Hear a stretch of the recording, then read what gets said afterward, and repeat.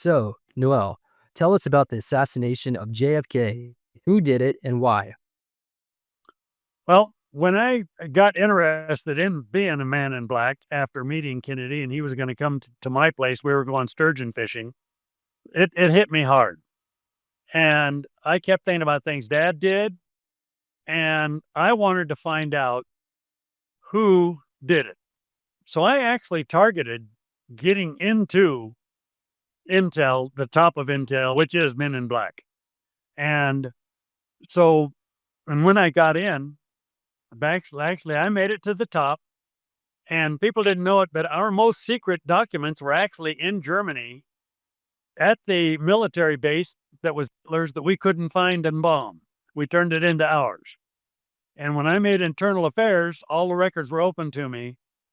And I read all of it. And because I didn't feel like it was Oswald, etc. And I knew there had to be somebody behind the fence. Well, I actually read the file with the name of the shooter, Lucien Sardy, and I put it in my book. He was a French paid assassin. And see, part of the 12, one of the areas of the 12, one of the members was actually mob. The head of the mob organization was one of the members of the 12, and they were the enforcers.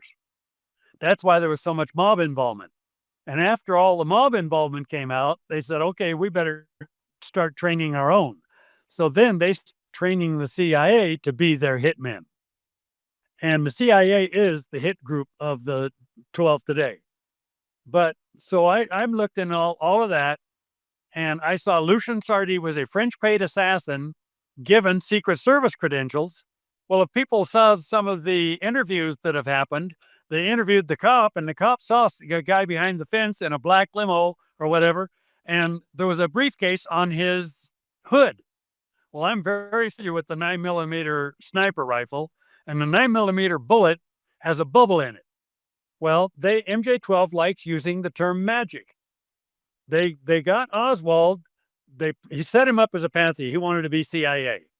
You've got to test the security for the president. You got to shoot at his shoulder so that the sound of your shot will hit his shoulder. So he shoots at the shoulder. They knew that made Kennedy slump over. And when it's a real bullet, that shocks Oswald, so he runs. Then when Lucien Sardy takes his shot, now he's got a soft shot right under the skull. So then it hits the front and the front explodes. That distracted everybody.